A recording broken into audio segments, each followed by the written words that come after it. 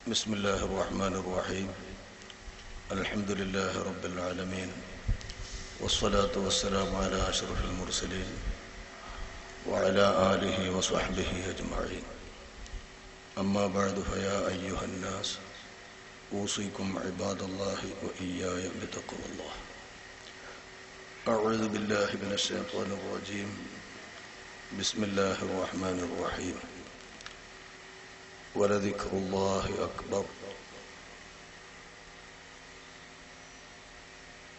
صدق الله مولانا العظيم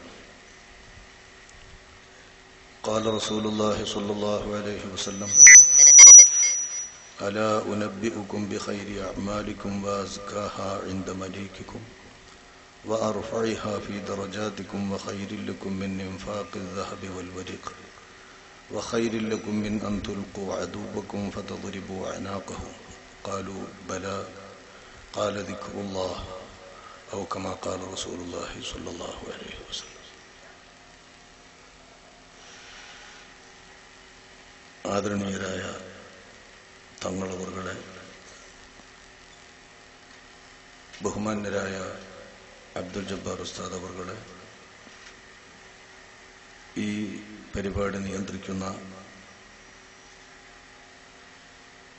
ബഹുമാന്യരായ സമദ് മൗലവി അവറുകളുടെ നേതൃത്വത്തിലുള്ള പ്രസിഡിയം അംഗങ്ങളെ,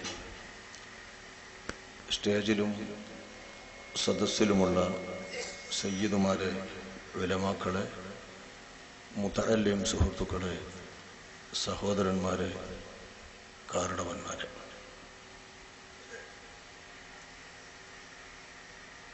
കുതുബിയത്തും റാത്തീബും എന്നതാണ് ഈ പരിപാടിയുടെ വിഷയം.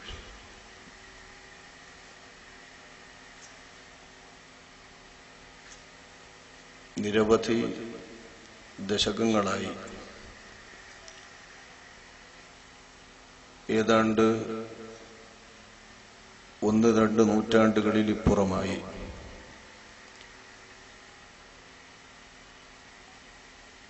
കേരളത്തിലും കേരളീയ സംസ്കാരമുള്ള കർണാടക, തമിഴ്നാട് പോലുള്ള സംസ്ഥാനങ്ങളുടെ വിവിധ ഭാഗങ്ങളിലും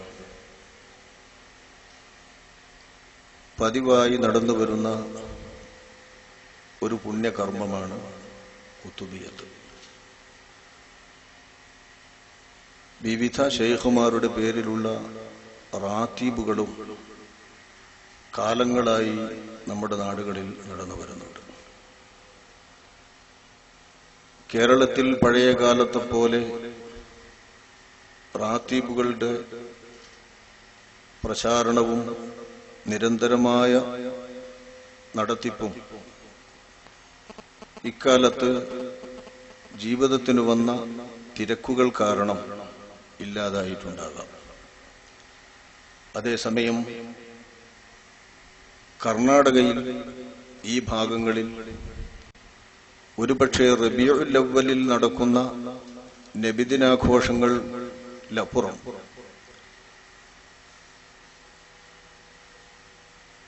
കുതുബിയത്തും റാത്തീബുകളും നടന്നുകൊണ്ടിരിക്കുന്നുവെന്ന് നമുക്കെല്ലാവർക്കും അറിയാം.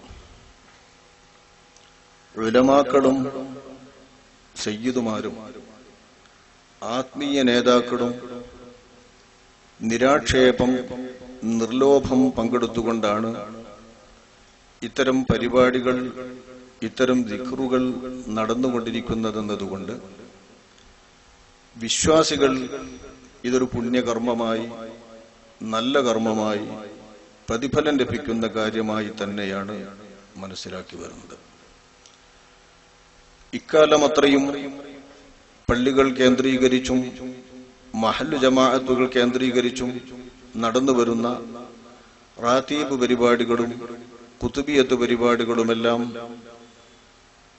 അല്ലാഹുവിങ്കൽ പ്രിയങ്കരമായ, പ്രതിഫലാർഹമായ കാര്യങ്ങളായി തന്നെയാണ് നമ്മുടെ സമൂഹം മനസ്സിലാക്കി വന്നിട്ടുള്ളത്. ആ രീതിയിൽ തന്നെയാണ് അതിൽ സമുദായത്തിലെ വിശ്വാസികൾ പങ്കെടുത്തുകൊണ്ടിരിക്കുന്നത്. പക്ഷേ എല്ലാം നിഷേധിക്കുക, നന്മകളുടെ ശേഷിപ്പുകൾ എന്തെങ്കിലുമുണ്ടെങ്കിൽ അതുപോലും നിശേഷം ഇല്ലാതാക്കുക എന്ന ലക്ഷ്യവുമായാണ് നമ്മുടെ നാടുകളിൽ പ്രത്യക്ഷപ്പെട്ടിട്ടുള്ള ബിദ്അത്തിന്റെ പാർട്ടികൾ രംഗത്തിറങ്ങിയിട്ടുള്ളത്. ഭക്തിയുടെ പേരിലും വിശ്വാസത്തിന്റെ പേരിലും നല്ല ചിന്തയുടെ പേരിലും ബിദ്അത്തുകൾ വരും. ഉദാഹരണമായി അലി ഇബ്നു അബീ ത്വാലിബ് റളിയല്ലാഹു അൻഹുവിനോടും അള്ളാഹുവിന്റെ ഹബീബായ നബിയുടെ കുടുംബത്തോടുമുള്ള സ്നേഹത്തിന്റെയും ആദരവിന്റെയും പേരിൽ പുത്തൻ വാദമായും പുത്തൻ വിശ്വാസമായും രംഗത്ത് വന്നവരാണ് ഷിയാക്കൾ. എന്നാൽ നിഷേധത്തിന്റെ അളവിലും നിഷേധത്തിന്റെ അടിസ്ഥാനത്തിലും പുത്തൻ വാദങ്ങളും പുത്തൻ പാർട്ടികളും വരും.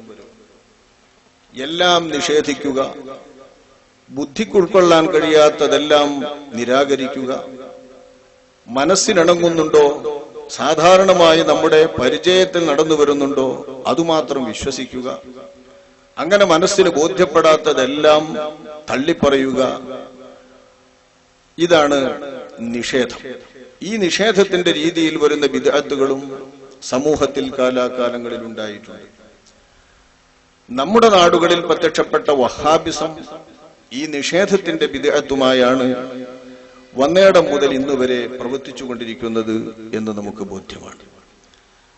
അതിന്റെ അടിസ്ഥാനത്തിലാണ് സമൂഹത്തിൽ എന്തെല്ലാം നന്മകളും നല്ല ആചാരങ്ങളും ഉണ്ടായിരുന്നോ, പുണ്യകർമ്മങ്ങളായി കാലാകാലങ്ങളിലായി സമൂഹം എന്തെല്ലാം നിർവഹിച്ചു വന്നിരുന്നോ, ഇതൊക്കെ തള്ളിപ്പറയുക, ഇതൊക്കെ അടിസ്ഥാനരഹിതമെന്ന് പറയുക, ഇതൊക്കെ ബിദ്അത്തുകളും അനാചാരങ്ങളും പ്രവർത്തിച്ചാൽ ശിക്ഷ ലഭിക്കുന്ന കാര്യങ്ങളുമാണെന്ന് കള്ളമായി പ്രചരിപ്പിക്കുക. അതിലപ്പുറം വിശ്വാസം തകർന്നു പോകുന്ന, നരകത്തിൽ ശാശ്വതമായി കിടക്കാൻ അർഹതയുണ്ടാക്കുന്ന ശിർക്കാണ് ഇത്തരം കർമ്മങ്ങൾ ഓരോരുത്തരും നടത്തിയാൽ എന്ന് വെറുതെ ജൽപ്പിക്കുക. ഇതൊക്കെയാണ് നമ്മുടെ നാടുകളിലുള്ള വഹാബിസത്തിന്റെ പ്രധാന ഹോബി. ഈ വഹാബിസം നിങ്ങളുടെ ഈ പ്രദേശങ്ങളിലൂടെ സെലഫികൾ, സെലഫിസം എന്ന പേരിലാണ് അറിയപ്പെട്ടുകൊണ്ടിരിക്കുന്നത്. ഇതവരുടെ ഒരു പുതിയ അടവാണ്. ആ അടവ് നമ്മൾ തിരിച്ചറിയണം. ചരിത്രത്തിൽ ഇവരെ അറിയപ്പെടുന്നത് വഹാബിയത്ത്, വഹാബികൾ എന്ന പേരിലാണ്.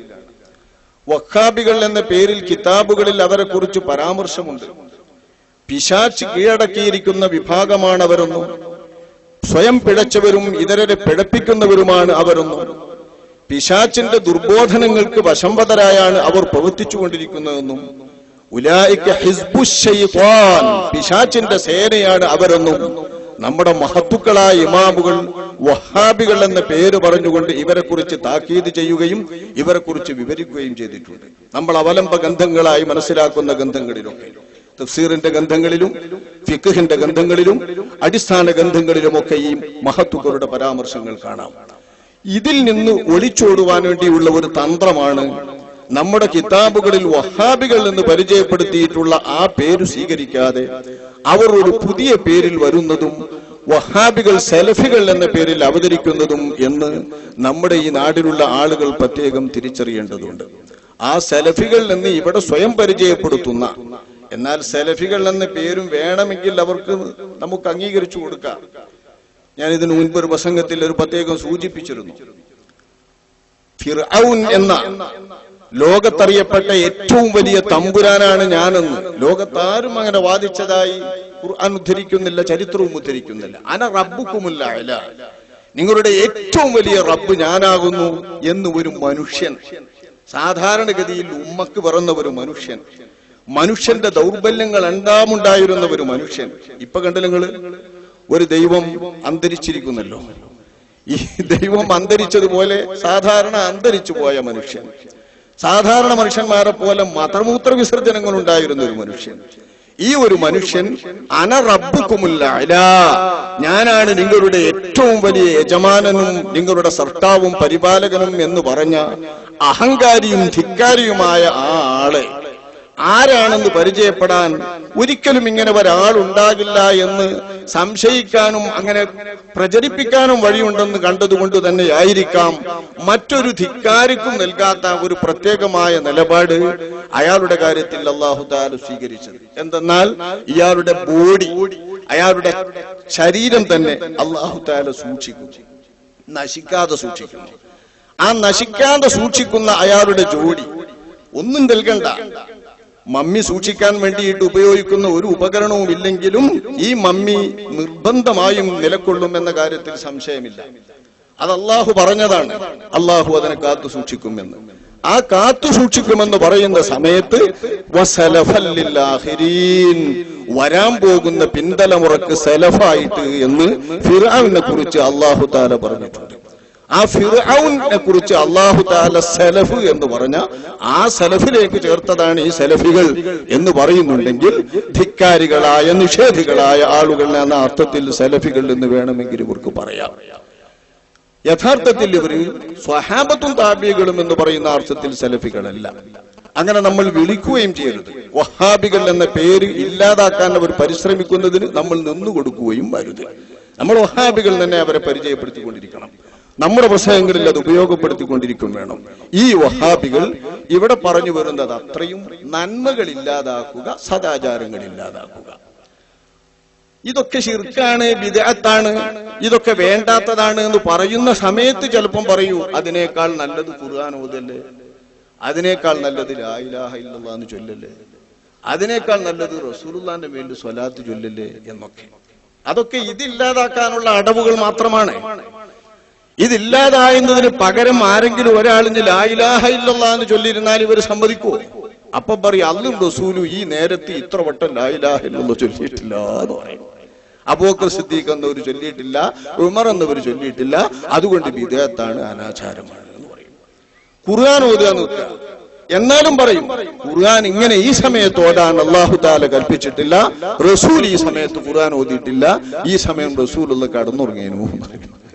സാറ നമ്മൾ ഏതെങ്കിലും പാതിരാത്രിക്ക് ഒരാൾ എഴുന്നേറ്റ് നിന്നാണ്ട് ഖുർആൻ ഓതാണ് മുസാഹിബും നോക്കിയാ ഓതണെന്ന് വെച്ചാൽ പ്രത്യേകം പറയാം. കാരണം മുസാഹിബ് റസൂലുള്ളാഹിന്റെ കാലത്തില്ലല്ലോ. അപ്പൊ മുസാഹിബ് നോക്കിയിട്ട് ഓതുകയാണെങ്കിൽ ഇങ്ങനെ റസൂലുള്ള ഓതിയിട്ടില്ല, അതുകൊണ്ട് ഇത് ബിദ്അത്താണ്, അനാചാരമാകുന്നു എന്ന് പ്രചരിപ്പിക്കും. നടക്കുന്ന നന്മകൾ എല്ലാവരും സമ്മതിച്ചുകൊണ്ട്, എല്ലാവരും അംഗീകരിച്ചുകൊണ്ട് പരമ്പരാഗതമായി നടന്നു വരുന്ന എല്ലാ നന്മകളെയും പിഴുതെറിഞ്ഞിട്ട് തോന്നിവാസങ്ങൾ മാത്രം തൽസ്ഥാനത്ത് വരാവുന്ന വികൃതി കുടുക്കകളായ ആളുകൾക്ക് വെറും കളിച്ചുകൊണ്ട് മാത്രം, വിനോദവുമായി കൊണ്ട് മാത്രം നടക്കാൻ അവസരം സൃഷ്ടിച്ചുകൊണ്ടിരിക്കുന്ന ഒരു കൂട്ടം പരിഷ്കരണവാദികൾ, നവീകരണവാദികളാണ് യഥാർത്ഥത്തിൽ ഈ വഹാബികൾ. അവരാണ് ഈ കുതുബിയത്തിനെയും റാത്തീബുകളെയും ഒക്കെ നിരാകരിക്കുന്നവരും നിഷേധിക്കുന്നവരും. അല്ലെങ്കിൽ കൊല്ലത്തിലൊരിക്കലോ മാസത്തിലൊരിക്കലോ പ്രത്യേകം ആണ്ടറുതികളിലോ എങ്കിലും ഇത്തരം സക്രമങ്ങൾ സമൂഹത്തിൽ നിന്നാൽ അനവധി നന്മകൾ അതുമായി ബന്ധപ്പെട്ട് സമൂഹത്തിൽ വേറെയും നിൽക്കും.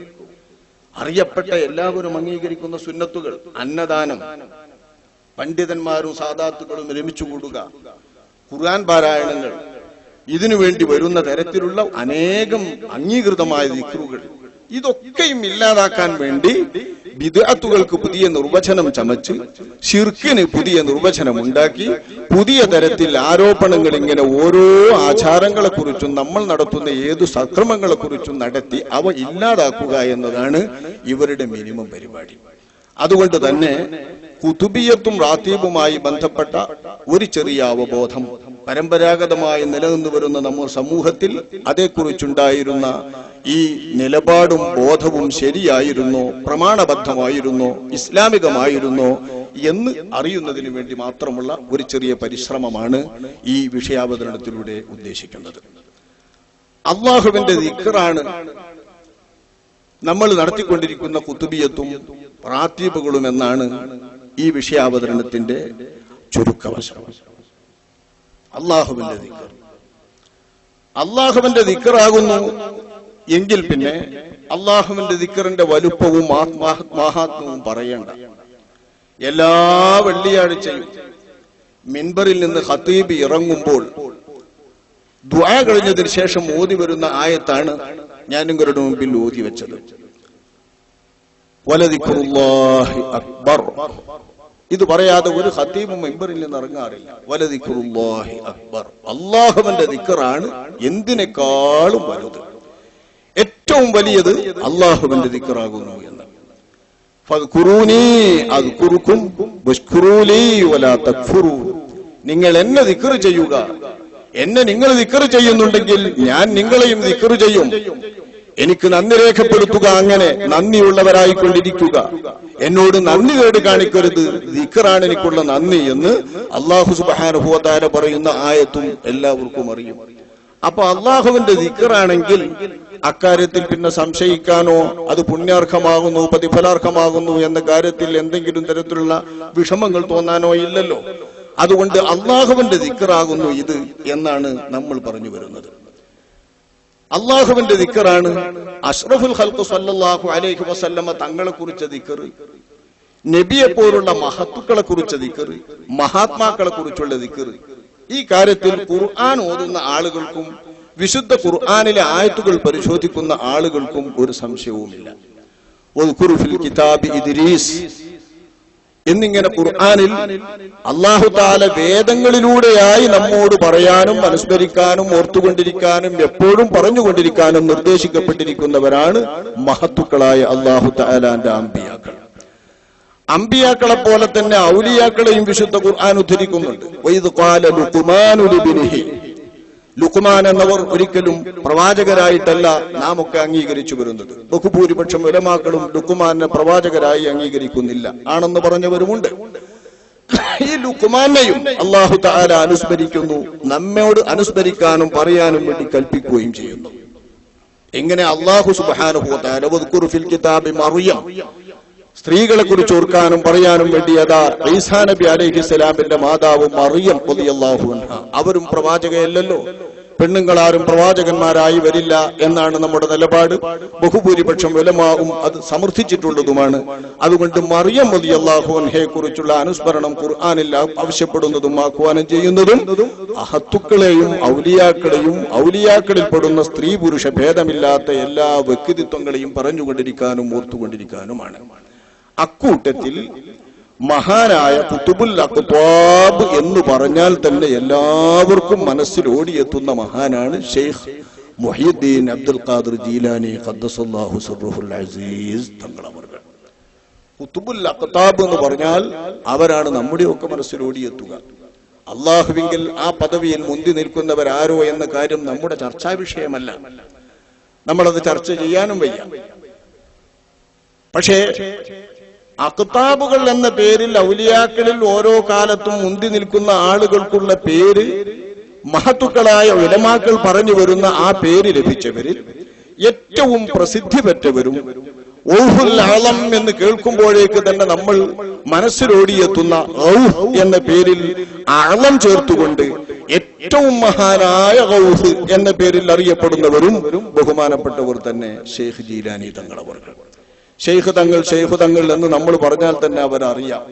ആ ഷെയ്ഖ് തങ്ങൾ അവറുകളിലേക്ക് ചേർക്കപ്പെട്ട് അതുമായി ബന്ധപ്പെട്ട ഒരു പ്രകീർത്തന കാവ്യമാണ് കുതുബിയത്ത് എന്ന് അറിയാത്തവരുണ്ടാകില്ല എന്നാണ് നമ്മുടെ വിശ്വാസം. സാധാരണക്കാർക്കൊക്കെ അറിയും കുതുബിയത്ത് എന്ന് പറയുമ്പോൾ.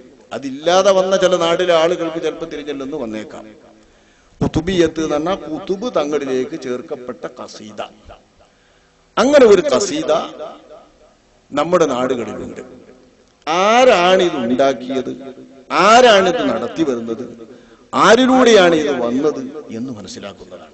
അങ്ങനെ മനസ്സിലാക്കിയാലാണ് നമുക്ക് ദിക്റാണോ ദിക്റല്ലേ, വേണ്ടാത്തതാണോ വേണ്ടാത്തതല്ലേ, ശിർക്കാണോ ബിദ്അത്താണോ എന്നൊക്കെ കേൾക്കുമ്പോൾ സംതൃപ്തമായ ഒരു അവബോധം, മനസ്സിനെ സന്തോഷകരമാക്കും, മനസ്സിന് സന്തോഷം തോന്നുന്ന തരത്തിലുള്ള ഒരു ചെറിയ തിരിച്ചറിവ് അപ്പോഴാണ് ലഭിക്കുക. സാധാരണക്കാരെ സംബന്ധിച്ച് ഇതാണ് പ്രധാനം. കാരണം വലിയ മഹത്തുക്കളായ ഔലിയാക്കളായി ലോകം വാഴ്ത്തുന്ന മഹത്തുക്കളോ പണ്ഡിതന്മാരായി ലോകം വാഴ്ത്തുന്ന മഹത്തുക്കളോ ആണ് ഇത് ഉണ്ടാക്കിയതും ഇത് ചൊല്ലിപ്പിക്കുന്നതുമെങ്കിൽ പിന്നെ അത് അനാചാരമാണ്, ശിർക്കാണെന്നൊക്കെ പറയുന്നവരവിടെ പറഞ്ഞോട്ടെ എന്ന് പറയാൻ നമുക്ക് വേഗം പറ്റും. വിശ്വാസികൾക്ക് വേഗം പറ്റും. ഇത് പറയുന്നവരവിടെ പറഞ്ഞോട്ടെ. ഏത് കാലത്ത് ഏത് വമ്പൻ ഏത് വിടായി വിട്ടിട്ട് ഇത് പറഞ്ഞാലും നമ്മൾ സ്വീകരിക്കൂല. ഇതാരാ ഉണ്ടാക്കിയത് എന്ന് ചിന്തിച്ചാൽ നമുക്ക് കുറെയൊക്കെ മനസ്സിന്റെ അകത്ത് ഈ കാര്യത്തെക്കുറിച്ച് നല്ല ബോധം കിട്ടും. എല്ലാവർക്കും കുറെ അറിയാം. അതുണ്ടാക്കിയ ആൾ ആരാണ്? സദഖത്തുല്ലാഹിൽ ഖാഹിരി എന്ന മഹാനായ പണ്ഡിത പ്രതിഭയുടെ രചനയാണ് ഖസീദത്തു ഖുതുബിയ്യത്ത്. ഖുതുബ് തങ്ങൾ അവറുകളിലേക്ക് ചേർക്കപ്പെട്ടുകൊണ്ട് ഉണ്ടാക്കിയ കവിത എന്ന പേരിൽ അറിയപ്പെടുന്ന ഖുതുബിയ്യത്ത്. പഴയ കാലത്ത് ഖുതുബിയ്യത്ത് എന്നത് ഈ കവിതയുടെ പേരിൽ തന്നെയാണ് മൗലിദിന്റെ ഏടുകൾ ചേർത്തിരിക്കുക. മൗലിദിന്റെ ഏടുണ്ടല്ലോ, പഴയ ഏടുകളെല്ലാം കൂടി ചേർത്ത അതിൽ ഖുതുബിയ്യത്ത് എന്ന് കണ്ടാൽ തന്നെ ഈ ഖസീദ മാത്രമാണ് അതിൽ കാണുക. ഖസീദ ഖുതുബിയ്യ. ഖുതുബിയ്യത്ത് ഖുതുബ് തങ്ങൾ അവറുകളിലേക്ക് ചേർക്കപ്പെട്ടുകൊണ്ട് രചിക്കപ്പെട്ട ഖസീദ. മഹാനായ സദഖത്തുല്ലാഹിൽ ഖാഹിരി എന്ന് പറഞ്ഞാൽ, ഖാഹിരി എന്ന് പറയുന്നത് കായൽപട്ടണം എന്ന ദേശത്തിലേക്ക് ചേർക്കപ്പെട്ട നാമമാണ് ഖാഹിരി.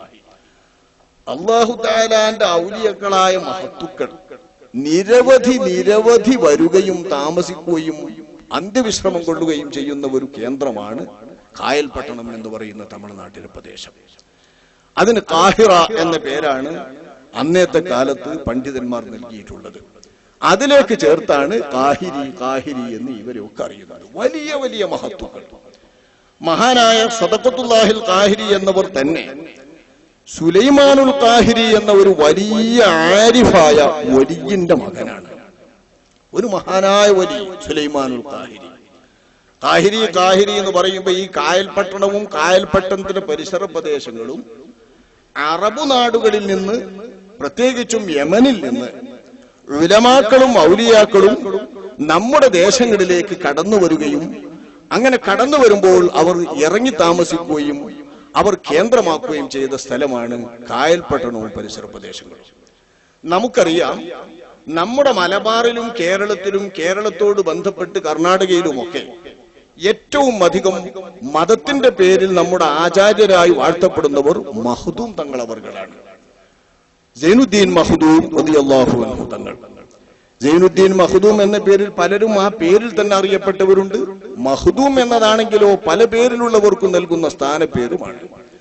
അക്കൂട്ടത്തിൽ വലിയ മഖ്ദൂം, ചെറിയ മഖ്ദൂം എന്നീ പറയുന്ന രണ്ട് മഹത്തുക്കൾ അതൊരേ കുടുംബത്തിൽപ്പെട്ടവരാണ്. ആ രണ്ട് മഹത്തുക്കളുമാണ് നമ്മുടെ ഉലമാക്കൾ നമ്മുടെ കിട്ടിവന്ന ദീനിന്റെ വഴി ചേർത്തു പറയുന്ന രണ്ട് അവലംബങ്ങൾ. മഖ്ദൂമുമാരുടെ പാരമ്പര്യമാണ് നമ്മുടെ പാരമ്പര്യമെന്ന് നമ്മുടെ ഉലമാ മഹത്തുക്കൾ എല്ലാവരും എപ്പോഴും പ്രസംഗിക്കും, എപ്പോഴും എഴുതും.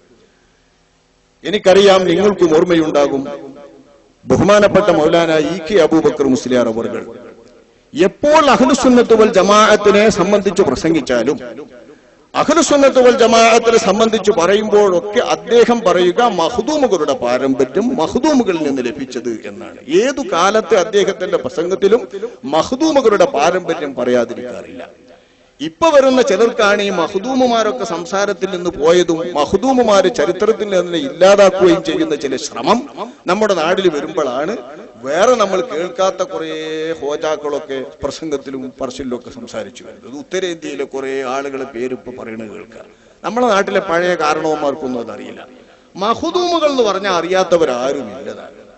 നമ്മെ സംബന്ധിച്ചിടത്തോളം ഈ ദീനിന്റെ നമുക്ക് പകർന്നു തന്ന നായകരായും ആചാര്യന്മാരായും വാഴ്ത്താൻ ഏറ്റവും അർഹരും ഏറ്റവും യോഗ്യരും പരമഭക്തരും ഔലിയാക്കളും മുത്തക്കികളുടെ നേതാക്കളുമായിട്ടുള്ളവരാണ് മഖ്ദൂമുമാർ എന്ന കാര്യത്തിൽ, നമ്മൾ വാഴ്ത്തുന്ന മഖ്ദൂമുമാർ എന്ന കാര്യത്തിൽ തർക്കമില്ല. ആ മഖ്ദൂമുമാർ വന്ന് കേന്ദ്രീകരിച്ചുള്ള സ്ഥലമാണ് മഅ്ബർ. മഅ്ബരി എന്ന് എപ്പോഴും പറയും. സൈനുദ്ദീൻ മഖ്ദൂം അസ്സഗീർ അൽ മഅ്ബരി, സൈനുദ്ദീൻ മഖ്ദൂം അൽ കബീർ അൽ മഅ്ബരി.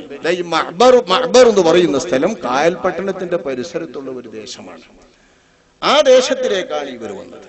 അവിടേക്ക് തന്നെ വന്നവരാണ് ബഹുമാനപ്പെട്ട സുലൈമാനുൽ ഖാഹിരി എന്ന് പറയുന്ന മഹാനും അവരുടെ ഉപ്പാപ്പയും ഒക്കെ. അവരൊക്കെയും യമനിൽ നിന്ന് വന്നവരാണ്. സിദ്ദീഖ് റളിയല്ലാഹു അൻഹുവിന്റെ പാരമ്പര്യമുള്ളവരാണ്. സിദ്ദീഖ് എന്നവരുടെ കുടുംബത്തിൽപ്പെട്ടവരാണ്. ഇപ്പൊ ഖുറൈശികൾ സിദ്ദീഖ് റളിയല്ലാഹു അൻഹു തങ്ങളുടെ കുടുംബത്തിൽപ്പെട്ടവർ, സിദ്ദീഖ് എന്നവരിലേക്ക് ചേർക്കപ്പെട്ടിട്ടുള്ളവർ യമനുകാർ. ഈ പറയുന്നതൊക്കെയും മഹത്വത്തിന്റെ സ്ഥാനങ്ങളാണ്, വലിയ മഹത്വം. യമനുകാരിൽ നിന്നാണ് നിങ്ങൾക്ക് ദീൻ പഠിക്കേണ്ടത്. യമനുകാരുടെ ഈമാനാണ് ശരിയായ ഈമാൻ. യമനുകാരുടെ അറിവാണ് ശരിയായ അറിവ്. യമനുകാരുടെ ജ്ഞാനമാണ് ശരിയായ ജ്ഞാനം. ആത്മീയ ജ്ഞാനമാവട്ടെ, സാധാരണഗതിയിലുള്ള മസാലകളെ കുറിച്ചുള്ള ഇൽമും അറിവുമാകട്ടെ, ഈമാൻ എന്ന മനസ്സിന്റെ അകത്തുള്ള വിശ്വാസവുമായി ബന്ധപ്പെട്ടിട്ടുള്ളതാവട്ടെ, ഇതൊക്കെയും ഏറ്റവും അധികം നിങ്ങൾക്ക് പ്രയോജനപ്പെടുന്നതും ശരിക്കും ഈമാനെന്നും ഇൽമെന്നും ഹിക്മത്തെന്നും വാഴ്ത്തപ്പെടാവുന്നതും യമനിയാണ് യമനിയാണ് യമനിയാണ് എന്ന് അഷ്റഫുൽ ഖൽഖ് സ്വല്ലല്ലാഹു അലൈഹി വസല്ലം തങ്ങൾ പ്രത്യേകം ഊന്നി പറഞ്ഞുകൊണ്ട് സ്വഹാബത്തിനെയും ഈ സമുദായത്തെയും പഠിപ്പിച്ചിരുന്നു. ആ യമനിൽ നിന്ന് നബി തങ്ങൾ പറഞ്ഞ അതേ യമനി പാരമ്പര്യം നമുക്ക് നൽകാനും നമ്മൾ മുറുകെ പിടിക്കാൻ പറ്റുന്ന യമനി വിശ്വാസത്തെ നമ്മൾ കടിച്ചു പിടിക്കുന്നതിനും വേണ്ടിയാണ് പിൽക്കാലത്ത് യമനിൽ നിന്ന് കടന്നു വന്നവർ മഅബറിലൂടെയും കായൽപട്ടണത്തിലൂടെയും മലബാറിലേക്കും തമിഴ്നാട്ടിലേക്കും ഒക്കെ വന്നത്. അതിൽ കായൽപട്ടണത്ത് നിന്ന ആളുകളും അവിടെ അറിയപ്പെട്ടുകൊണ്ട് ദീനീ രംഗത്ത് പ്രവർത്തിച്ചവരും ഇസ്ലാമിനെ പ്രചരിപ്പിച്ചവരെയും കാഹിരികൾ എന്ന പേരിൽ അറിയപ്പെടും. അവരിൽപ്പെട്ടവരാണ് സുലൈമാനുൽ ഖാഹിരി. നിരവധി കാഹിരികളുണ്ട്, ഒക്കെ വലിയ വലിയ മഹാന്മാർ. അള്ളാന്റെ റസൂലിനെ മദ്ഹ് ചെയ്യുന്നത് തന്നെയാണ് അവരുടെ പ്രധാന ഹോബി. ഈമാനിന്റെ നിറവാണത്. ആ ഈമാനിന്റെ നിറവ് കൊണ്ടാണ് അള്ളാഹുവിന്റെ ഹബീബുമായുള്ള അവരുടെ മനസ്സിന്റെ അകത്തുള്ള ഹുബ്ബും ഇഷ്കും. ഈ ഇഷ്കു കൊണ്ടും ഹുബ്ബ് കൊണ്ടും പ്രത്യേകം അറിയപ്പെട്ടിരുന്ന മഹത്തുക്കളായ ജ്ഞാനികളായ ആരിഫുകളായ മഹത്തുക്കളായിരുന്നു കായൽപട്ടണത്ത് അറിയപ്പെട്ട മഹത്തുക്കളായ ആലിമുകളൊക്കെ. അക്കൂട്ടത്തിൽപ്പെട്ടവരാണ് മലബാറിലേക്ക് വന്നിട്ടുള്ള മഅബരികൾ എന്ന മഹദൂമുമാരും. മഅബരി എന്ന് പറയുന്ന അതിന്റെ അടുത്ത സ്ഥലമാണ്.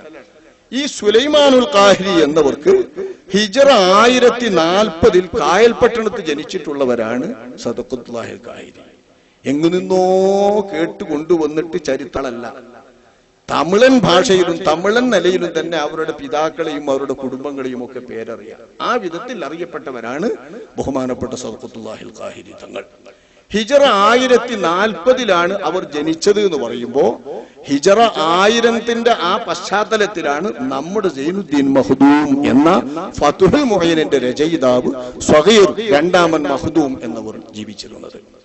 ആ 1000 കാലത്താണ്, അവരുടെ അതേ കാലയളവിലാണ് ഏതാണ്ട് ബഹുമാനപ്പെട്ട സദഖത്തുല്ലാഹിൽ ഖാഹിരി എന്നവർ ജീവിക്കുന്നത് എന്ന് പറഞ്ഞാൽ നമ്മൾ കേരളത്തിലെ മലബാറുകാർക്കും മലബാറിൽ നിന്ന് വന്നെത്തുന്ന ദീനിന്റെ സന്ദേശം എത്തുന്ന പ്രദേശത്തുകാർക്കുമൊക്കെ മഖ്ദൂം തങ്ങൾ അവരംഭമായതുപോലെ കായൽപട്ടണവും തമിഴ്നാടിന്റെ പരിസര പ്രദേശങ്ങളും അവിടെ ദീനും ഇസ്ലാമുമുള്ള ഇടങ്ങളുമെല്ലാം ഇസ്ലാം ദീനിന്റെ പ്രചാരകരായും അതിന്റെ ആചാര്യന്മാരായും നിലകൊണ്ടത് കായൽപട്ടണത്തിലുള്ള ഈ പണ്ഡിതന്മാർ ാകുന്നു എന്ന് നമുക്ക് മനസ്സിലാക്കാം.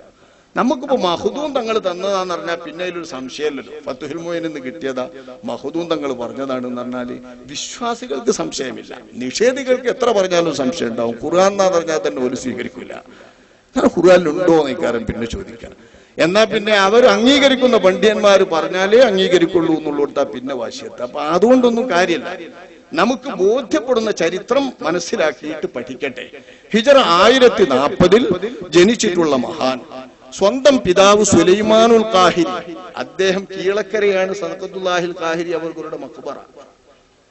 കീളക്കര ഏർവാടിന്റെ അടുത്ത് കീളക്കര എന്ന് പറഞ്ഞിടത്ത് മറപ്പെട്ടവരാണ്. കീളക്കരയിലുള്ള മഹാനരുടെ മാതാവിനെ സുലൈമാനുൽ ഖാഹിരി എന്നവർ കല്യാണം കഴിക്കുന്നത് തന്നെ ആ പെണ്ണിനെ തനിക്ക് വേണം എന്നും 5 വലിയ നക്ഷത്രങ്ങൾ ആ പെണ്ണിൽ നിന്ന് ജനിക്കാനിരിക്കുന്നുവെന്നും യഥാർത്ഥത്തിലുള്ള കശ്ഫിന്റെ വിവരം കിട്ടുകയും ആ കശ്ഫിന്റെ വിവരം ബഹുമാനപ്പെട്ട സദഖത്തുല്ലാഹിൽ ഖാഹിരിയുടെ മാതാവിന്റെ ബാപ്പായെ അറിയിച്ചുകൊണ്ടുമാണ് ആ ബാപ്പായുടെ മകളെ സുലൈമാനുൽ ഖാഹിരി എന്നവർ കല്യാണം കഴിക്കുന്നത് എന്ന് ഓർക്കുമ്പോഴേ ഇവരാരാകുന്നു എന്നും ഇവരെ കൊണ്ട് അള്ളാഹു ഉദ്ദേശിച്ചത് എന്താകുന്നു എന്നും നമുക്ക് തിരിയുകയുള്ളൂ. ആ 5 നക്ഷത്രങ്ങളിൽ ഒരാളാണ് ബഹുമാനപ്പെട്ട സദഖത്തുല്ലാഹിൽ ഖാഹിരി തങ്ങളവർ. അതേപോലെ തന്നെ തന്നിൽ നിന്നു തന്നെ ഇൽമു പഠിച്ച് തന്റെ ശിഷ്യനായി വാഴ്ത്തപ്പെടുന്ന അപ്പോൾ ഒരു വലിയ നക്ഷത്രമായി പറയപ്പെടുന്നവരാണ് സ്വലാഹുദ്ദീൻ അൽ ഖാഹിരി. യഖൂലു മൻ ബി സ്വലാഹുദ്ദീൻ ഖദ് ഹുസിമ അബൂഹു ബിസ്മി ബിനി ദാവൂദ് ഫശവസമാൻ നമ്മൾ കൊണ്ടു നടക്കേണ്ട ആചാരങ്ങളെ കുറിച്ചും നമ്മുടെ മര്യാദകളെ കുറിച്ചും നമ്മുടെ വീട് അടിച്ചു വേറുന്ന കാര്യങ്ങള്, നമ്മൾ ചെരുപ്പ് ധരിക്കേണ്ടത്, നമ്മൾ വസ്ത്രം ഉടുക്കേണ്ടത്, ശരീരത്തിലെ വസ്ത്രങ്ങൾ കീറിയാൽ അത് തുന്നേണ്ടത്, ഇത്തരം കാര്യങ്ങളൊക്കെ അതിന്റെ മര്യാദ പ്രകാരം പഠിപ്പിക്കുന്ന ഒരു കവിതയാണ് സ്വലാഹുദ്ദീൻ സലാഹുദ്ദീൻ എന്നുള്ള പേരിൽ അറിയപ്പെടുന്ന കവിത. ആ സ്വലാഹുദ്ദീൻ എന്ന് പറയുന്ന ആ കവിതയിൽ പറയപ്പെട്ട ആ കവിതയുടെ രചയിതാവ് തന്നെ യഖൂലു മം ബി സ്വലാഹുദ്ദീൻ ഖദ് ഉസിമ, സ്വലാഹുദ്ദീൻ എന്നതുകൊണ്ട് പേര് പറയപ്പെടുകയും പ്രസിദ്ധി ആർജിക്കുകയും ചെയ്തിട്ടുള്ള ആൾ പറയുന്നു, അബൂഹു ബിസ്മി ബിനി ദാവൂദിൻ, ദാവൂദ് നബി അലൈഹിസ്സലാമിന്റെ മകൻ സുലൈമാൻ നബിയെ പേരാണ് ഇദ്ദേഹത്തിന്റെ പിതാവിന്. അപ്പൊ സുലൈമാനുൽ ഖാഹിരിയുടെ മകനായ സ്വലാഹുദ്ദീൻ ഖാഹിരിയാണ് സംസാരിക്കുന്നത് എന്ന് പറഞ്ഞ അദ്ദേഹം സദഖത്തുല്ലാഹിൽ ഖാഹിരിയുടെ അനുജ സഹോദരനാണ്, ശിഷ്യനുമാണ്. അങ്ങനെ 5 വലിയ മഹാപണ്ഡിതന്മാർ ഇദ്ദേഹത്തിന്റെ കുടുംബത്തിൽ ഇദ്ദേഹത്തിന്റെ സുലൈമാൻ എന്ന പിതാവിന് ജനിച്ചു. ആ സദഖത്തുല്ലാഹിൽ ഖാഹിരിയാണ് ഇത് ഏറ്റവും അധികം വാഴ്ത്തപ്പെടുന്ന മഹാൻ, എത്രയോ അധികം വാഴ്ത്തപ്പെടുന്ന മഹാൻ. അദ്ദേഹമാണ് ഇതിന്റെ രചയിതാവ്.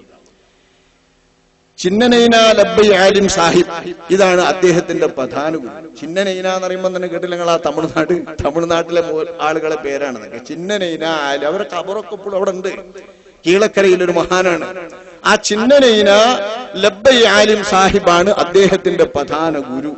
അവരിൽ നിന്ന് പഠിക്കുകയാണ് കീഴക്കര. അങ്ങനെയാണ് കീഴക്കരയിൽ മാതാവിന്റെ നാട്ടിൽ തന്നെ അദ്ദേഹം താമസമാകുന്നത്.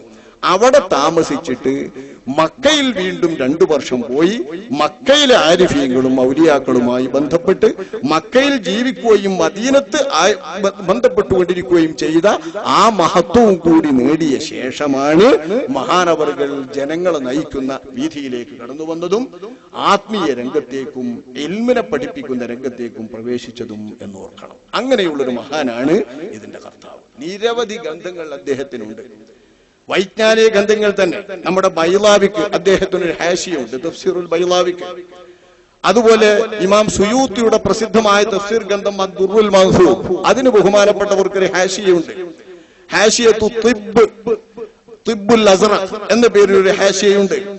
സാധാരണ ചെറുപ്പക്കാർ നെഹ്ബു പഠിക്കുമ്പോ സൊർഹു പഠിക്കുമ്പോ ആമുഖമായി ഓതുന്ന ഏറ്റവും പ്രസിദ്ധമായ കിതാബാണ് സഞ്ചാൻ.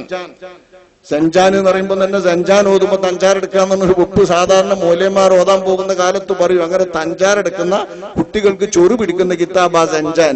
ആ സഞ്ചാനുമായി ബന്ധപ്പെട്ട് തഖ്തീഫുൽ ജാനി ഇലാ തസ്രീഫിൽ സഞ്ചാനി എന്ന പേരിൽ അദ്ദേഹത്തിന് ഭാഷാപരമായിട്ടുള്ള ഗ്രന്ഥമുണ്ട്. ഇങ്ങനെ അനേകം ഗ്രന്ഥങ്ങളുടെ ഉടമയാണ് അദ്ദേഹം. പണ്ഡിതനാന്നറിയിക്കുന്നതിനും ഗഹനമായ അദ്ദേഹത്തിന്റെ അറിവും ഭാഷയിലും തഫ്സീറിലും ദീനിയായ റൂമുകളിലും ഒക്കെ വ്യാപകമായിരുന്നു എന്നറിയിക്കുന്നതിനുമാണ് ചിലത് ഞാൻ സാമ്പിളിന് പറയുന്നത്. അക്കൂട്ടത്തിൽ അദ്ദേഹം ഏറ്റവും പ്രസിദ്ധനാകുന്നത് മഹാനരുടെ പ്രവാചക പ്രകീർത്തനങ്ങൾ കൊണ്ട് തന്നെയാണ്. അഷ്റഫുൽ ഖൽഖ് സല്ലല്ലാഹു അലൈഹി വസല്ലമ തങ്ങളെ പ്രകീർത്തിച്ചുകൊണ്ടുള്ള അദ്ദേഹത്തിന്റെ രചനകൾ ആശിഖുർ റസൂൽ, മാദിഹുർ റസൂൽ എന്ന് അള്ളാഹുവിന്റെ ഹബീബിനെ കുറിച്ച് പറഞ്ഞാൽ അപ്പ തന്നെ പെട്ടെന്ന് ഓടിയെത്തുക നമ്മുടെ ഭാഷയിൽ പരിചയമുള്ളവർക്ക് ബഹുമാനപ്പെട്ട സദഖത്തുല്ലാഹിൽ ഖാഹിരി തങ്ങളെ പറകളാണ്. സ്വന്തമായ രചനകൾ, അതോടൊപ്പം സ്വഹാബികൾ അടക്കമുള്ളവർ രചിച്ചിട്ടുള്ളതിന് അദ്ദേഹം നൽകുന്ന, അദ്ദേഹത്തിന്റെ വകയിൽ നൽകുന്ന രസകരമായ അദ്ദേഹത്തിന്റെ രചനകൾ. പ്രത്യേകമായൊരു വകുപ്പ് ആ കൂട്ടത്തിലുണ്ട്, തഹ്മീസ് എന്ന് വെച്ചാൽ ഈരടികളായിരിക്കും അധിക ഷെയറുകളും. 2 മിസ്റായി 2 അടികൾ കൂട്ടിയിട്ടുള്ള ഒന്നായിരിക്കും മിക്കവാറും നമ്മുടെ അറബി പദ്യങ്ങളൊക്കെ. ആലാ മുഹമ്മദുൻ ഹുവ ഇബ്നു മാലികി അഹ്മദു റബ്ബില്ലാഹ ഖൈറ മാലികി. ഇങ്ങനെ 2 മിസ്റായികൾ കൂടി ചേർത്താണ് ഒരു കവിത വരിക.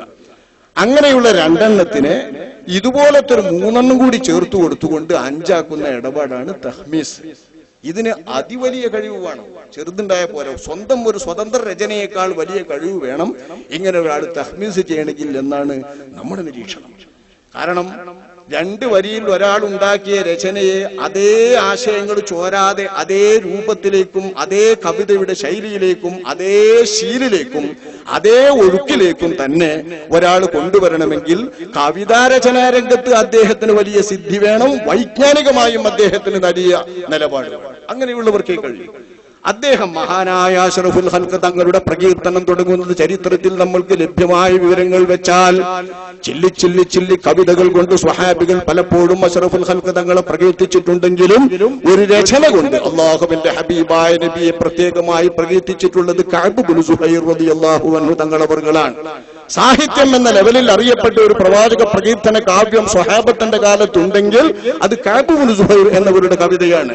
ബാനത്ത് സുആദു ഫഖൽബിൽ യൗമ മത്ബൂലു മുതയ്യമുൻ നിസ്റഹാ ലം യുഫ്ദ മഖ്ബൂലു എന്ന് തുടങ്ങുന്ന അദ്ദേഹത്തിന്റെ കവിത തന്റെ പിതൃവ്യന്റെ മകൾ സുആദ് എന്ന പെണ്ണിനെ വർണ്ണിച്ചുകൊണ്ടാണ് തുടങ്ങുന്നതെങ്കിലും ആ വർണ്ണനയുടെ പാരമ്യത്തിലെത്തുമ്പോ ക്ലൈമാക്സിലെത്തുമ്പോ അഷ്റഫുൽ ഖൽഖ് സ്വല്ലല്ലാഹു അലൈഹി വസല്ലമ തങ്ങൾ കടന്നു വരുന്നു.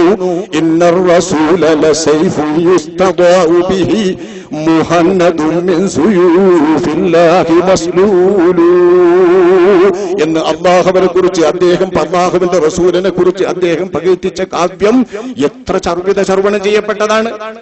വളരെ അർത്ഥവത്തായ വാക്ക്.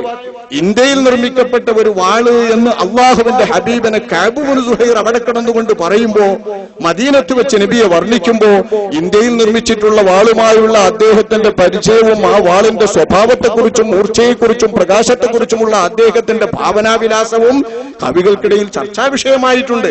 അങ്ങനെയുള്ള മഹാൻ അദ്ദേഹത്തിന്റെ കവിതയുടെ ആ ക്ലൈമാക്സിലെത്തിയ സമയത്ത് അള്ളാഹുവിന്റെ റസൂലിലെ സഹൃദയൻ എന്ന ആ നിലപാട് ഉണരുകയും സഹൃദയത്വം ഉണർന്ന നബി എന്തിദ്ദേഹത്തിന് സമ്മാനം കൊടുക്കണമെന്ന് നോക്കിയിട്ട് കാണാഞ്ഞിട്ട് ആകെ തങ്ങളുടെ ശരീരത്തിൽ പുതച്ചിരുന്ന ഒരു പുതപ്പ് അള്ളാഹുവിന്റെ ഹബീബ് ശരീരത്തിൽ നിന്നെടുത്തിട്ട് വലിച്ചെറിഞ്ഞുകൊണ്ട് അദ്ദേഹത്തെ പ്രോത്സാഹിപ്പിക്കുകയും ചെയ്ത കഥ ചരിത്ര പ്രസിദ്ധമാണ്, അനുഷേദ്യമായ ചരിത്രമാണ്. ഇതാരും നിഷേധിക്കില്ല.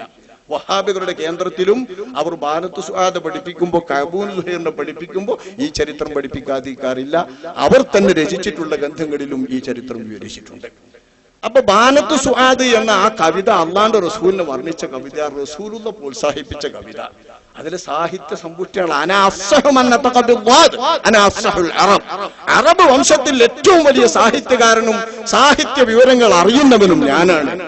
വാദ് മൊഴിയുന്ന ആളുകൾ അറബികൾ, ആ അറബികളിൽ ഏറ്റവും വലിയ വാഗ്വിലാസക്കാരൻ ഞാനാണ് എന്ന് അള്ളാഹുവിന്റെ ഹബീബ് പറഞ്ഞ ആ അഫ്സഹായ നബിതങ്ങൾ കഅബ് ഇബ്നു സുഹൈറിന്റെ സാഹിത്യത്തെ അംഗീകരിച്ചുകൊണ്ട് സമ്മാനം കൊടുത്തു തന്റെ പുതപ്പെങ്കിൽ, ആ പുതപ്പാട് പിന്നെ ഖുലഫാ റാഷിദുകൾ ബർക്കത്തിന് വേണ്ടിയിട്ട് സദസ്സിൽ വരുമ്പോ ശരീരത്തിൽ ചുറ്റിയുകയും അവരുടെ മേൽവസ്ത്രങ്ങൾക്ക് മുതുക്കി പുതപ്പിച്ചിരുന്നത് എന്നും ബഹുമാനപ്പെട്ട ഇമാം സുയൂത്ത് റളിയല്ലാഹു അൻഹു തന്റെ താരീഖുൽ ഖുലഫയിൽ വിവരിക്കുന്നുണ്ട്. ആ പുതപ്പ് സമ്മാനമായി കൊടുത്ത അള്ളാഹുവിന്റെ ഹബീബിന്റെ മാദിഹാണ് കഅബ് ഇബ്നു സുഹൈർ. ഇതിനെയാണ് അദ്ദേഹം തുടങ്ങുന്നത്. ഞാൻ പറഞ്ഞ ബാനത്ത് സുആദിന്റെ തുടക്കം ഞാനിത് അറിയുന്നത് ഇദ്ദേഹത്തിന്റെ പാണ്ഡിത്യവും കഴിവും പുതുതലമുറക്ക് ചിലപ്പോൾ അറിയൂല. പുതുതലമുറയിൽപ്പെട്ട ചെറുപ്പക്കാരാണ് ഇത് പ്രത്യേകം ഓർക്കേണ്ടത്. മുതഅല്ലിമുകളായാലും സാധാരണക്കാരായാലും പുതുതലമുറ ഓർക്കണം, ഇങ്ങനെയുള്ള ഒരു മഹാൻ ഉണ്ടാക്കിയതാന്ന് പറയുമ്പോൾ അതിനെക്കുറിച്ച് ശിർക്ക് ബിദ്അത്ത് എന്നൊക്കെ പറഞ്ഞാൽ അത് എത്ര തരം താണ ആരോപണമാണ്. ശിർക്ക് എന്ന് പറഞ്ഞാൽ നരകത്തിൽ ശാശ്വതമായി കിടക്കാൻ അവകാശം നേടുന്ന ഏറ്റവും വലിയ കുറ്റല്ലേ. അത് സദഖത്തുല്ലാഹിൽ ഖാഹിരി ഉണ്ടാക്കിയ കവിത ചൊല്ലിയാലോ മഹാനരുമായി ബന്ധപ്പെട്ട് രചിച്ചിട്ടുള്ളതോ അവർ രചിച്ചിട്ടുള്ള സാഹിത്യം ഓതിയാലോ ഒക്കെ വരുന്നു പറഞ്ഞാൽ എന്താ അത് ആരോപണത്തിന്റെ ഒരു പോറ്? ഏറ്റവും വഷളൻ ആരോപണമാണ്. അങ്ങ് മനസ്സിലാക്കാൻ വേണ്ടിയാ പറയുന്നത്.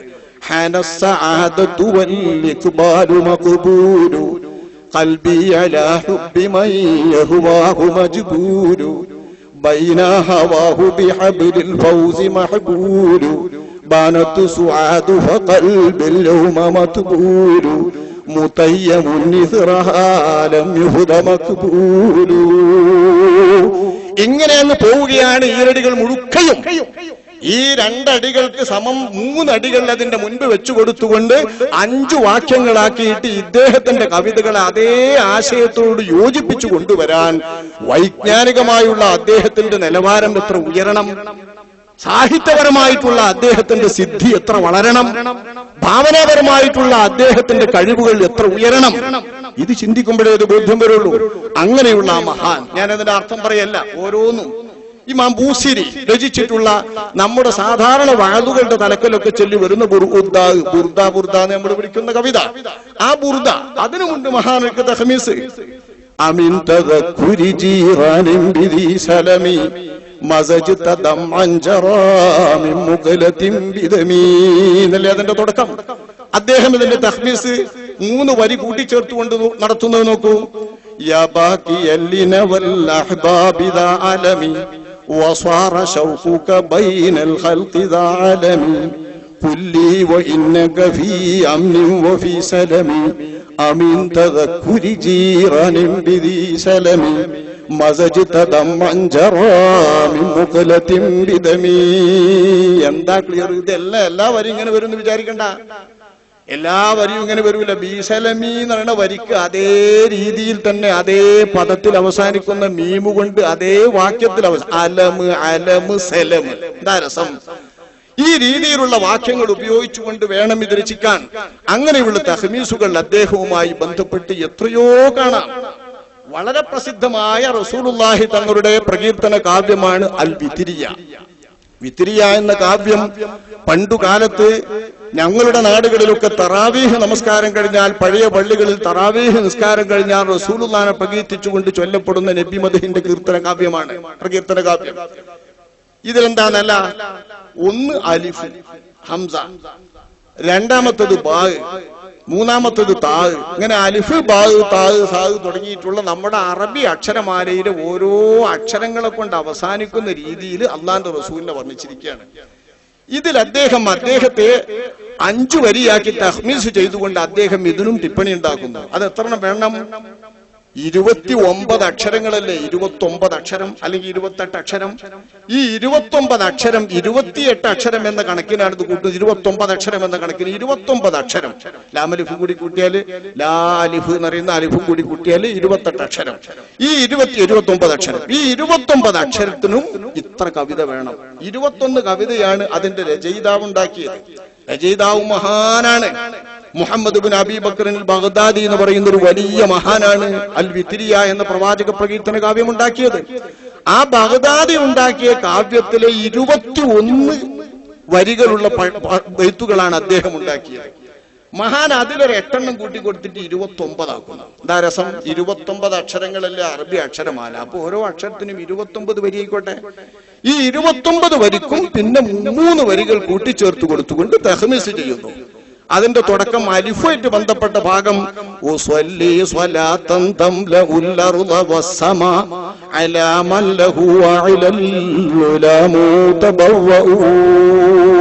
അങ്ങനെ ഊന്നറിഞ്ഞു പോകും.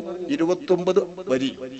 ഇതിന്റെ വരിക്കാ തലക്കം മൂപ്പർ തുടങ്ങുന്നത് ഉഖദ്ദിമു ബിസ്മില്ലാഹി ജല്ല വഖസ്സമ ഉഹംദിലു ഹംദം ബിദ്ദവാമി മുവസ്സമ ഉസല്ലിമു തസ്ലീമൻ കസീറൻ ഖിയാസമ ഉസല്ലി സ്വലാത്തൻ തംലഉൽ അർള വസ്സമ അലാ മൻ ലഹു വഅലൽ ഉലമു തബവ്വഉ.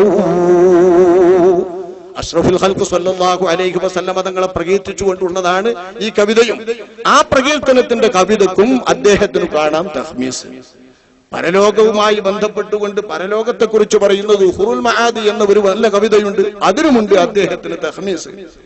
അങ്ങനെ അല്ലാഹുവിന്റെ ഹബീബിനെ പ്രകീർത്തിക്കുന്നതായി അറിയപ്പെട്ട കാവ്യങ്ങൾക്ക് അത്രയും ടിപ്പണികൾ കൂട്ടിച്ചേർത്തുകൊണ്ടും വരികൾ കൂട്ടിച്ചേർത്തുകൊണ്ടും ആലങ്കാരികമായി അന്നറിയപ്പെട്ട സാഹിത്യ ശാഖയിലെ രചനകൾ നടത്തിക്കൊണ്ടും അള്ളാഹുവിന്റെ ഹബീബിനെ പ്രകീർത്തിക്കുക, നബിതങ്ങളെ പുകഴ്ത്തുക, നബിതങ്ങളുടെ അപദാനങ്ങൾ വാഴ്ത്തുക എന്നത് തന്നെ ജീവിതത്തിന്റെ ഏറ്റവും വലിയ ഒരു കൈമുതലായി കാത്തുസൂക്ഷിച്ചു വരുന്ന ആശിഖുർ റസൂൽ, മാദിഹുർ റസൂൽ, മുഹിബ്ബുർ റസൂൽ, അല്ലാഹുവിന്റെ ഹബീബിന്റെ ഇഷ്ടദായകനാണ്, ഇഷ്ടഗായകനാണ്, ഇഷ്ടപ്രേമ കാവ്യമുള്ള വലിയ കവിയാണ് മഹാനായ സദഖത്തുല്ലാഹിൽ ളാഹിരി.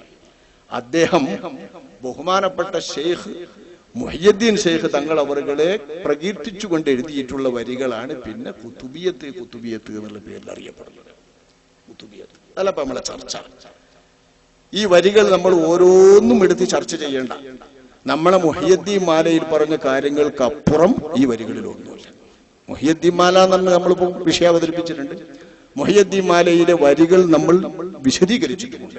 ആ വരികളിൽ പറഞ്ഞതിനപ്പുറം ഒരു കഥയും കുതുബിയത്തിൽ പറഞ്ഞിട്ടുള്ള. മുഹയ്യദ്ദീൻ മാലയിൽ എന്തുണ്ടോ അത് തന്നെയാണ് കുതുബിയത്തിലുള്ളത്. അതിന്റെ ഒക്കെ അവലംബങ്ങൾ ഒരേ തരം കിതാബുകളാണ് അർത്ഥം. അപ്പൊ ശൈഖ് തങ്ങൾ അവർകളെ മുഹയ്യദ്ദീൻ മാലയിൽ വർണ്ണിച്ചിട്ടുള്ള അതേ വർണ്ണനകൾ കൊണ്ട് അറബിയിൽ വർണ്ണിച്ചിട്ടുള്ള ഒരു ഖസീദയാണ് ഖുതുബിയത്ത് എന്ന് പറയുന്നത്. ഈ ഖുതുബിയത്ത് എന്നത് ഖുതുബുൽ അഖ്താബ് തങ്ങൾ അവർകളെ അവർ വർണ്ണിച്ചതാണ്. ഇതിന്റെ രചനയ്ക്ക് പിന്നിൽ പ്രേരകമായിട്ട് വരുന്ന ഒരു കഥ പറയപ്പെടാറുണ്ട്. എത്രത്തോളം വിശ്വസനീയമാണ് എന്ന് പരിശോധനയിൽ തെളിഞ്ഞിട്ടില്ല. മഹാനവറുകൾ ബഗ്ദാദിൽ പോയിട്ട് അദ്ദേഹം ബഗ്ദാദിൽ പോയി ശൈഖ് തങ്ങൾ അവർകളെ സന്ദർശിക്കാൻ കഴിയാതെ തിരിച്ചു വരേണ്ടി വന്ന അദ്ദേഹം നാട്ടിൽ വന്നിട്ട് ബഹുമാനപ്പെട്ട ശൈഖ് തങ്ങൾ അവർകളെ സ്വപ്നം കാണുകയാണ്. സ്വപ്നം എന്ന് പറയുമ്പോൾ ഇപ്പൊ ബേജാറാണ്. ഇപ്പൊ സ്വപ്നത്തിന്റെ കല ഏത് ഭ്രാന്തനും സ്വപ്നം കാണുന്നു. എല്ലാരും സ്വപ്നങ്ങളുടെ കാലം അത്. അല്ലെ തന്നെ ചെറുപ്പക്കാർക്കൊക്കെ സ്വപ്നം. നമ്മുടെ രാഷ്ട്രപതി പ്രസംഗിച്ച് കിടക്കുന്ന തന്നെ ചെറുപ്പക്കാരൊക്കെ സ്വപ്നം കാണണം. എല്ലാ കുട്ടികളും സ്വപ്നം കാണണോ? ഇത് കേട്ടിട്ടാണ് തോന്നുന്നത് എല്ലാ ഭ്രാന്തന്മാരും സ്വപ്നം കാണാൻ പറയും. പക്ഷെ അയാൾ സ്വപ്നം കാണുന്ന ലക്ഷ്യത്തെ കുറിച്ച് നല്ല സ്വപ്നം വേണം എന്നാണ് അയാൾ പറയുന്നത്. നമ്മളെ ജീവിതത്തെ കുറിച്ച് നല്ല സ്വപ്നം വേണോ? ഇപ്പം കാണുന്നതിലൊക്കെ കാണുക റസൂലുള്ളാഹിനെ പറഞ്ഞാൽ ചെയ്യാ. തങ്ങളെ കിരാ കാണുന്നു, അപ്പുറം കാണുന്നു. ഒരു കാര്യം എന്റെ പ്രിയപ്പെട്ടവർ മനസ്സിലാക്കണം, റസൂലുള്ളാഹിനെ സ്വപ്നം കണ്ടു എന്നതുകൊണ്ട് ആ ആള് വലിയ ആളാവില്ല. അതാദ്യം നിങ്ങൾ മനസ്സിലാക്കണ്ട. റസൂലുള്ളാഹിനെ സ്വപ്നം കണ്ടു എന്ന് കരുതിയിട്ട് ആ സ്വപ്നം കണ്ട ആളും വലുതല്ല. സ്വപ്നത്തിൽ ആരെങ്കിലും തങ്ങളെടുത്ത് നിൽക്കുന്നുണ്ട് എന്ന് കണ്ട അയാളും വലുതാവില്ല. ഇതൊന്നും ആദ്യം പഠിക്കണം. ഇത് നമ്മൾ